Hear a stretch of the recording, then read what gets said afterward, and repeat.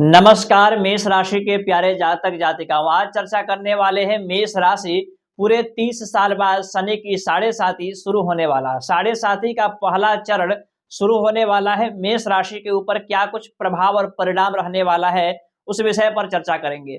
यहाँ पर मैंने एक कुंडली बना रखी है मेष राशि वालों के लिए।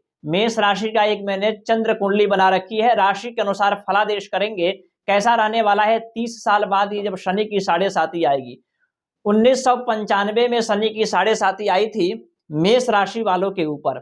आज पुनः यहाँ पर शनि की साढ़े साती 30 साल बाद आएगी 30 मार्च 2025 को। क्या कुछ प्रभाव पड़ने वाला है, इस विषय पर आइए सूक्ष्मताओं से हम चर्चा करते हैं। सबसे पहले आपका स्वागत है इस कार्यक्रम में। आप देख रहे होंगे यूट्यूब चैनल रुद्र शक्ति ज्योतिष पर।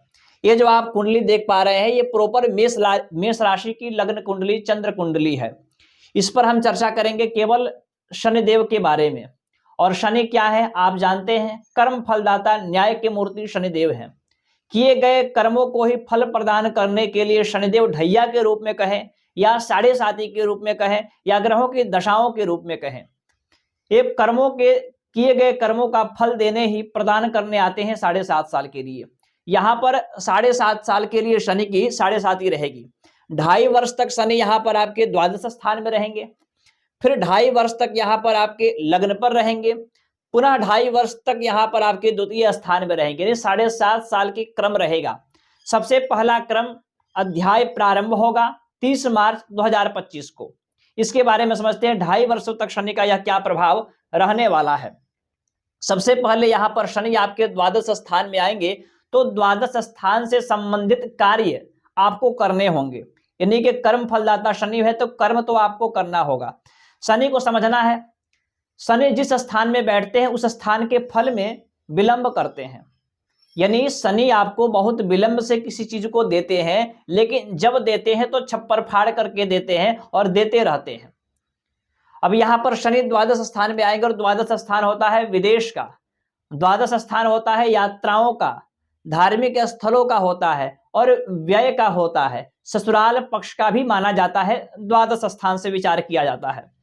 अब द्वादश स्थान में जब शनि का गोचर होगा, तो सबसे पहले जितने भी मेष राशि के लोग हैं, विदेश जाना चाहते हैं या विदेश जाना चाहते थे लेकिन वो जा नहीं पा रहे थे और किसी कारणवश उनके मन अब डाउन हो गया था, आत्मबल की कमी हो गई थी कि अब मुझे लगता है मैं विदेश नहीं जा पाऊंगा, तो उनके लिए मैं कहूंगा शनिदेव वरदान बनकर के आए हैं और आपको विदेश भेजेंगे। यानी विदेश से संबंधित बेहतर सुख की प्राप्ति होगी। द्वादश स्थान मेडिकल का होता है, हॉस्पिटल का तैयारी कर रहे हैं, मेडिकल का तैयारी कर रहे हैं, उसमें आपको अच्छा रिजल्ट यहाँ पर देंगे, लेकिन उसमें आपको लगना होगा, शनि को समझना होगा और उस अपने कार्य में लगना होगा। द्वादश स्थान व्यय का होता है, शनि आपके खर्चे भी कराएंगे।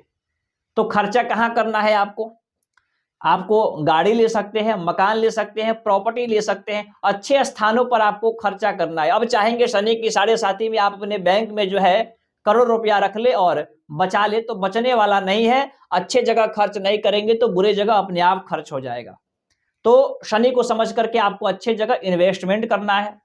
शनि द्वादश स्थान में है, धार्मिक स्थलों पर आपको यात्रा करनी चाहिए, तो शनि आपको अच्छा परिणाम देंगे। अब शनि यहाँ पर है, शनि की तीसरी दृष्टि हम समझें तो शनि की तीसरी दृष्टि आपके द्वितीय स्थान पर पड़ने वाला है।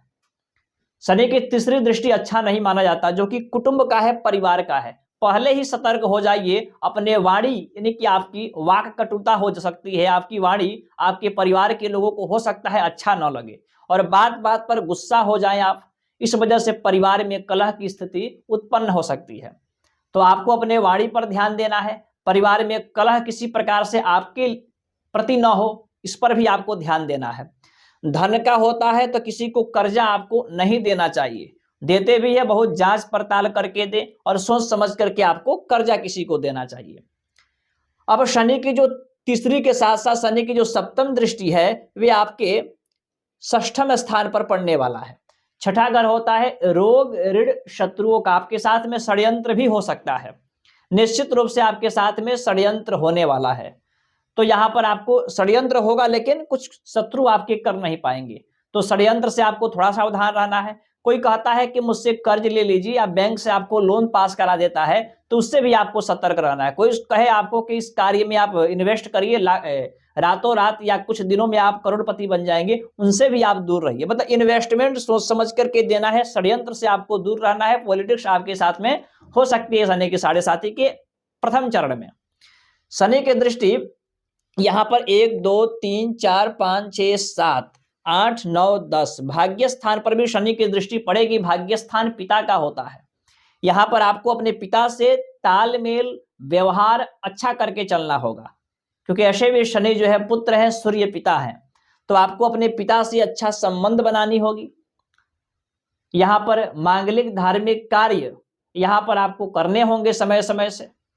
उसके अतिरिक्त कोई भी बड़ा कार्य करना चाहते हैं तो सोच समझ के करिएगा, क्योंकि यहां पर आपके साथ षड्यंत्र ये चीजें हो सकती है। मित्रों, मैं आपको एक बात कहूंगा, शनि की साढ़े साती का नाम सुनते बहुत सारे लोग डर भी जाते हैं। यहां मैं आपको बताता हूं, शनि की साढ़े साती में केवल खराब फल ही नहीं मिलती है। अब ये शनि तो मैंने बता दिया राशि के अनुसार इस प्रकार से फल देंगे, और आपने समझ भी लिया होगा शनि को कैसे बैलेंस करना है।